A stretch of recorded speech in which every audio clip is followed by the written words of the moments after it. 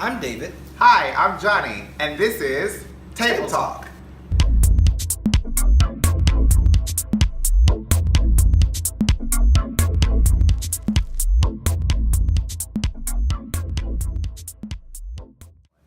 We created this space to invite conversations that impact our community. We wanted to influence you, yes, you, in a way where whether you're positive or negative, anyone can relate. So come along on this journey with us and let's think, Grow and learn together.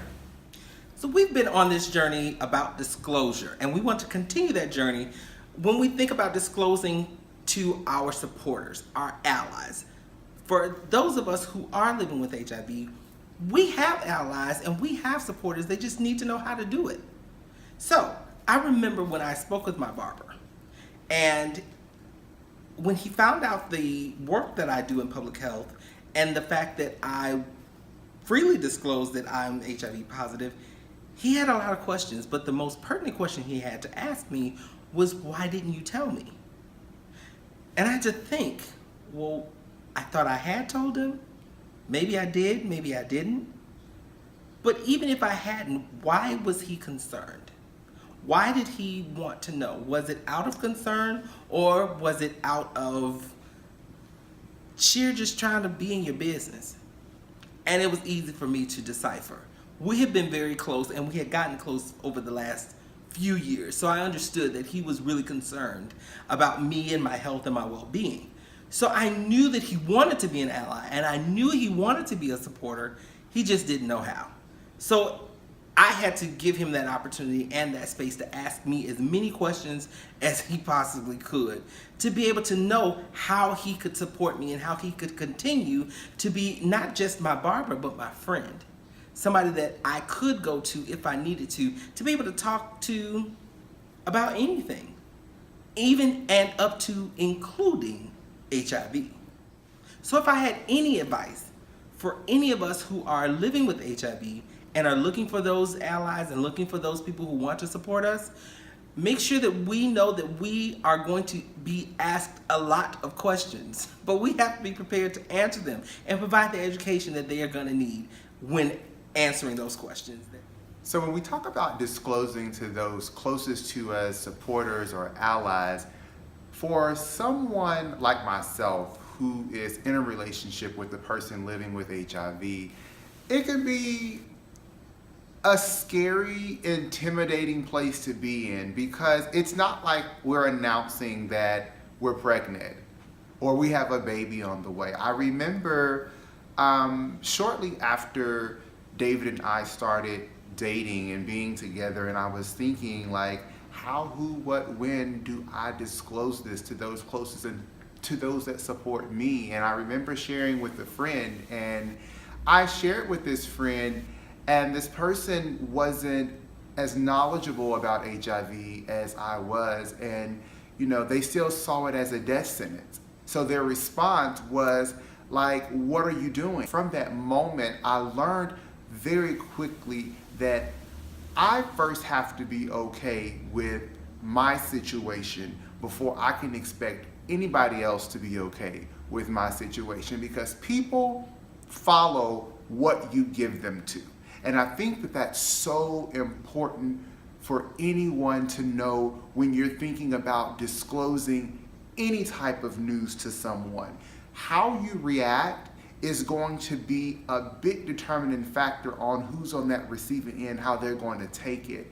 And I shared with family, some of my family, and they've been very supportive. I've got some other family that they don't understand just because they're not as far in the walk as I am.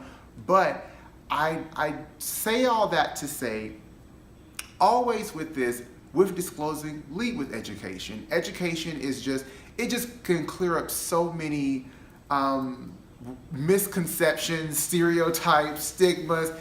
Education is just so powerful, because although we're in 2017 and it seems like we've got apps and technology, so many people don't know what this virus is and what it is not. And I think that if we all continue to do our part in just learning as much as we can learn, because I guarantee you, with 1 in 4 people being affected and impacted by this, you're going to encounter someone that's going to need you to be a beacon or a shining light for them one day. And if you're running around here and you don't have the knowledge or education that you have, you might do more damage than you do benefiting. So for me, as a person who is a supporter and who loves someone living with this virus, I just encourage everyone, be okay with it with yourself first, and don't be afraid to educate people about it, and let people know how they can support you. I don't ever share my partner's status without making sure I cover my partner too. David is my partner. He's a person living with HIV, but he's in great care. That part right there is so critical because, again, so many people, they go back to, oh my God, when is he gonna die? And we're just not in that day and age anymore. And so that's my reality. And I mean, I speak about it and I share about it freely. And hopefully through this, it can help you and someone you know. Hearing you say that brought me back to something that I read just today. HIV is not a death sentence anymore, but it is a life sentence. Absolutely. So in this life, you have to make sure that you have people around you that do support you in whatever it is you want to do, but make sure that they're supporting you in living, in thriving, in moving forward the best way and the healthiest way possible, especially for those of us who are living with HIV, who may have those down days, who may have those days where it just seems like everything is going wrong. But having that support system in place can make all the difference in the world. Absolutely. And being that support system and being in the role of that support system, I just always make it my business to cover my partner. And whether it's through medication adherence, whether it's through making sure that someone who may not be as familiar with the topic as I am, making sure that they don't walk away, with misinformation. Yes. And I think that's just it. You have to make sure that, again, you're confident in your own situation first, and then you may be able to impact and help someone else on their journey. But that's what we think. We want to know what you think. Email us at officialdavidandjohnny@gmail.com. Follow us on social media at David and Johnny. We're on Twitter, Instagram, and Facebook. And you can also follow us on YouTube, David Johnny. Thanks so much to the Pause.com family for this amazing opportunity to continue to provide you great digital content. I'm David. I'm Johnny. And we'll see you again next time right here at the table. See ya. Bye.